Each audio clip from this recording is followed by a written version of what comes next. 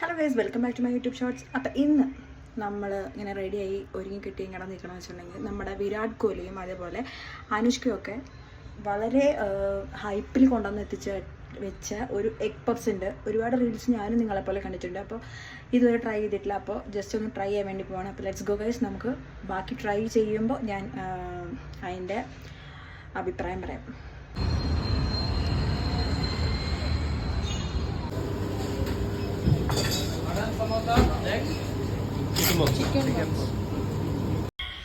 Guys, അങ്ങനെ അവിടെ എത്തി. നമ്മൾ ഒരു 4 സാധനങ്ങൾ മേടിച്ചിട്ടുണ്ടായിരുന്നു.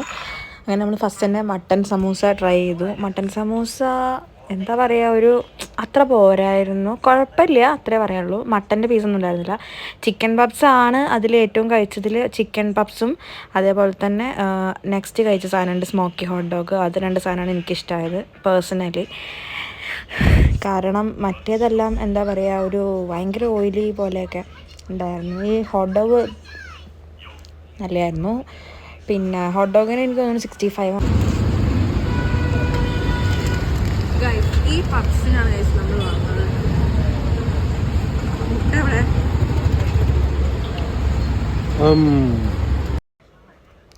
സത്യം പറയാം, നല്ല ബോർ സാധനമായിരുന്നു ഗൈസ്. ആ പറഞ്ഞ ഹൈപ്പിനൊന്നും ഉണ്ടായിരുന്നില്ലെന്ന് തോന്നി. നമ്മൾ അനുഷ്കയും വിരാട് കോഹ്ലിയൊക്കെ പറഞ്ഞത് കുറച്ച് തെറ്റാണെന്ന് എനിക്ക് തോന്നുന്നു. ഈ സെയിം പപ്സ് ഞാൻ കഴിച്ചിട്ടുണ്ട് ഇതിന് മുമ്പ്. പിന്നെ അതുമല്ല, ഇതിൽ ഭയങ്കര ഓയിൽ കണ്ടന്റാണ് കഴിച്ചത്. പിന്നെ ഒരുപാട് പേര് ഇതിനെ പ്രൊമോട്ട് ചെയ്യുന്നുണ്ടായിരുന്നു. അതുകൊണ്ടാണ് നമ്മളൊന്ന് വന്ന് കഴിച്ചു നോക്കാമെന്ന് വെച്ച് വന്നത്.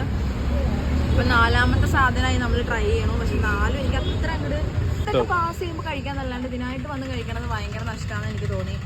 കാരണം ഈ എഗ് പപ്സ് അത്ര വേർത്തൊന്നുമല്ല. റേറ്റ് ഒന്നും കുഴപ്പമില്ല, പക്ഷെ സാധനം അത്ര പറയാൻ മാത്രം കിട്ടിയ ടേസ്റ്റ് ഒന്നും ഇല്ല. ഭയങ്കര ഓയിൽ കണ്ടന്റ്. അത് കുറേ കഴിച്ച് കഴിഞ്ഞാൽ അത് എല്ലാവർക്കും ഒന്നും ഒരേപോലെ പറ്റിക്കോളുന്നില്ല. എനിക്ക് ഓയിൽ കണ്ടന്റ് ഒന്നും പറ്റുന്ന ആളല്ല പൊതുവെ. ഛർദ്ദിക്കാൻ വരും കുറച്ച്, അത്രേ ഉള്ളൂ.